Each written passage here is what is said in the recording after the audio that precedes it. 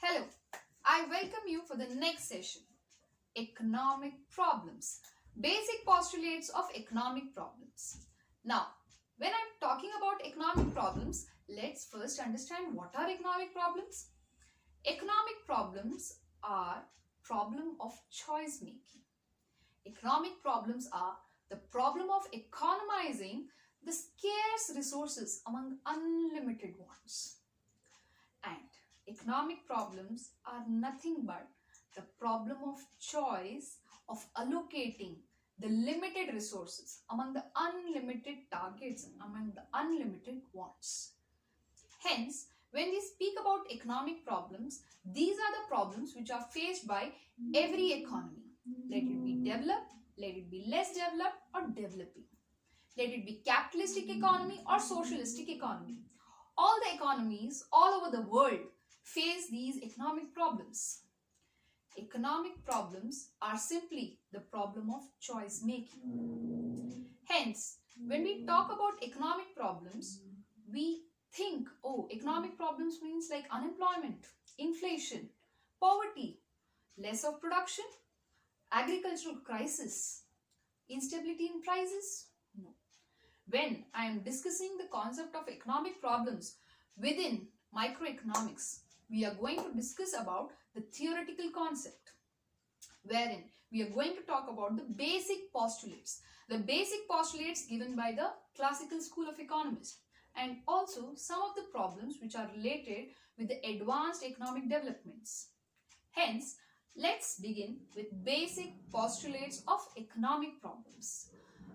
Now, when I'm talking about basic postulates of economic problems, we have three major basic problems of economy given by the classical school.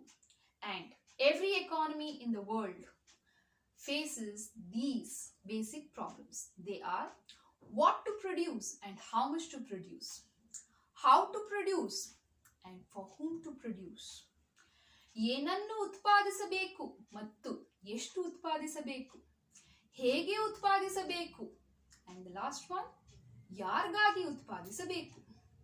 These are the three basic economic problems of an economy. So when we are talking about what to produce, what do we understand? This is a problem of choice related to the product that has to be produced. Now, when we talk about an economy, there are various products that are produced. Different range of products from agriculture sector, from industrial sector, from the service sector. Hence, we need to make a choice about what are the products that have to be produced and how much of it has to be produced. In economics, we classify the products, the goods in three major categories: necessaries, comforts and luxuries. Necessaries, ಅವಶ್ಯಕ ಸರಕುಗಳು. Comforts, ಸೌಕರ್ಯದ ಸರಕುಗಳು. Luxuries, ಸುಖವಿಲಾಸದ ಸರಕುಗಳು. Hence, when we are classifying and making a choice about production, we need to decide what is the category of product on which more focus should be laid, and the resource allocation should be done accordingly. Now, if I take an example of developing economy, we see maximum people belonging to lower income groups or middle income groups, and very few people belonging to high income group. Hence, in such economies, the demand for necessaries and comforts is relatively higher to the luxuries. Hence, when the production activities decisions are taken by the government or by the private sector, they need to focus on production of necessaries and comforts, and less of focus should be given on luxuries, because affordability does not allow you to purchase it. Hence, when we are talking about what to produce, the decision about this should be taken on the grounds of the income in a country, the nature of demand in an economy, the amount of resources available in an economy.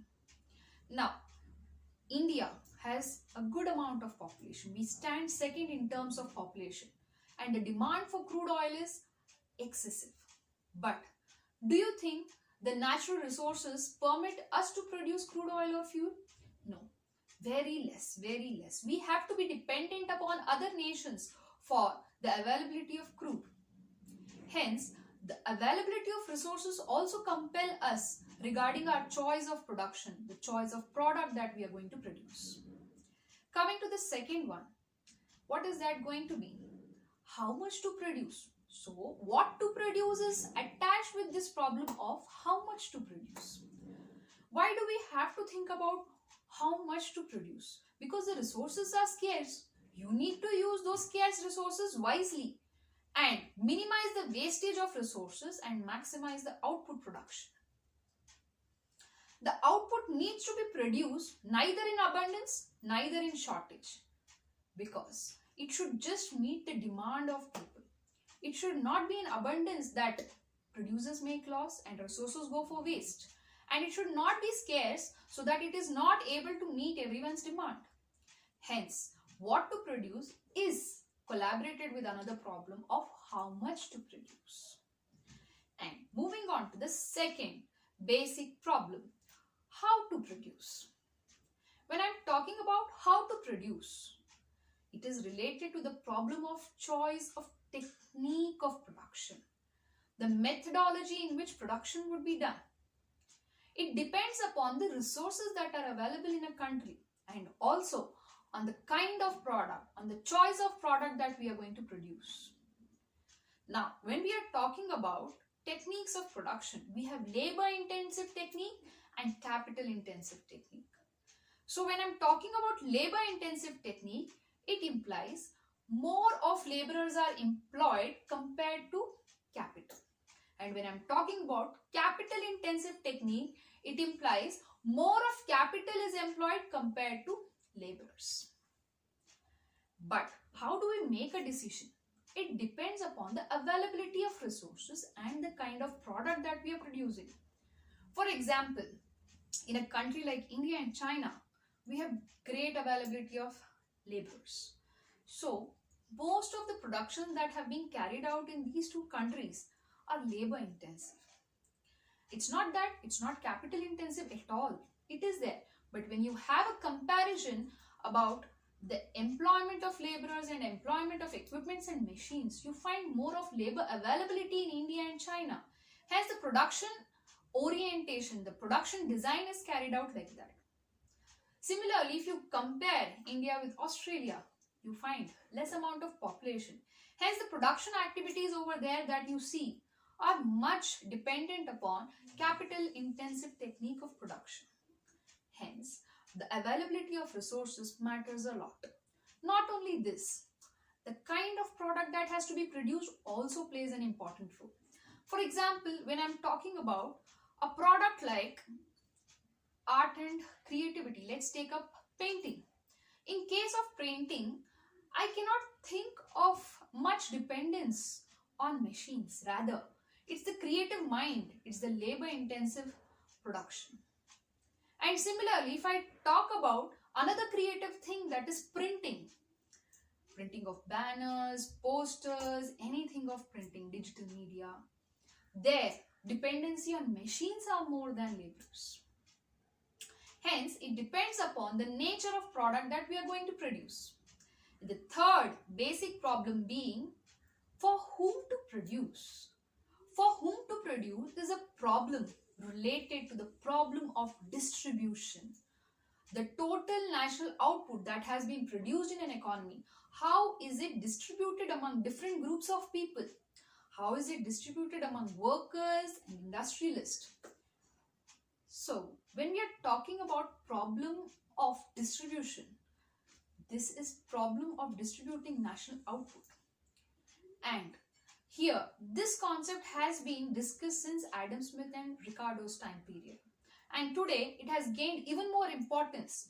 Why? Because equitable distribution leads to social justice, greater social welfare. Hence, distribution of national output is very essential. If the maximum output is just reached out to ones who are richer, who can afford it, do you think social justice is achieved? No, not at all. In order to attain greater social justice, we need to have equitable distribution of resources all among. Hence, when we are talking about problem of distribution, there has to be equitable distribution in order to enhance social justice and social welfare. So these are what? These are the three basic problems of economy. We don't stop till here. You have something more. Why? Because as the economies have grown, as the economies have become complex, there have been new problems that have been devised, which are common for all the economies. In that, you have another three problems. One being problem of efficiency. The second one being the problem of full employment of resources. And the third one being the problem of economic growth. So when I'm talking about problem of economic growth and problem of efficiency, problem of full employment resources, what are this? Problem of efficiency is related to economic efficiency, that is minimizing the wastage of resources and maximizing its utilization. Allocating resources in such a way that resources are wasted to a minimum extent. And when I'm talking about full employment of resources, we are allocating resources wisely, carefully, with lot of caution in order to make sure that all the resources are employed. Nothing goes for waste and nothing is left untouched. Not only this, when we are looking out for what to produce, how to produce, for whom to produce, problem of efficiency, problem of full employment of resources, all these problems are targeted at one most important thing. What is the economic growth rate that an economy is going to attain? What about the economic development and economic growth in a country? Hence, the allocation of resources should be done in such a way that national output is maximized and the economic growth of a country is consistently increasing. Then we are at success of solving all these economic problems. So today we discussed 6 problems, the 6 basic postulates: what to produce and how much to produce. The second one, how to produce. The third one, for whom to produce. The fourth one, problem of efficiency. The fifth one, the problem of full employment of resources. And the last one, the problem of economic growth. So these are basic postulates of economic problems. Thank you. Keep learning. Happy learning.